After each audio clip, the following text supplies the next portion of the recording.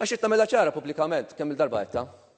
Insellem pubblikament l-Ispettur Keith Arnaud, l-Ispettur Kurt Zahra tas-CID tal-Homicide Squad għax-xogħol li jagħmlu li qegħdin jagħmlu. M'għandix diffikultà ngħidha pubblikament. Din hija d-dikjarazzjoni li għamel id-deputat nazzjonalista Jason Azzopardi li qed jidher parte ċivili għall-familja Caruana Galizia u li tikkuntrasta bil-kbir mad-dikjarazzjonijiet tal-istess familja.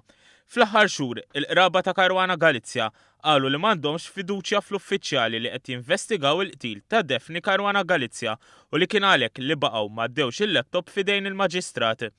Madankollu f'diskors li Azzopardi għamel ftit tal-jimilu fil-Parlament iddikjara li m'għandu l-ebda dubju fl-investigaturi ewlenin ta' dan il-każ l-Ispetturi Keith Arnaud u Kurt Zahra. Sorsi qrib il-każ saħħu dwar l-importanza li jiġi investigat il-laptop li kienet qed tuża Caruana Galizia qabel ma nqatlet.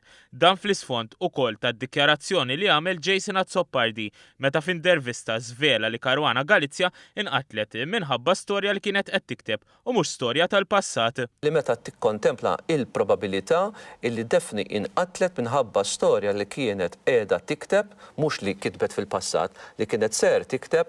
Sorsi legali innotaw id-dikjarazzjonijiet konfliġenti bejn dak mistqar mill-Avukat Jason Azzopardi li għandu fiduċja fl-investigaturi u dak mistqar mill-familja li għal raġunijiet mhux magħrufa ma tridx titlaq minn taħt idejha il-laptop ta' Caruana Galizia. Spjegaw li l-qraba ta' Caruana Galizia setgħu jgħaddu l-laptop lill-Maġistrat Inkwirenti u saħansitra seta' jaħtar esperti barranin biex janalizzaw il-kontenut.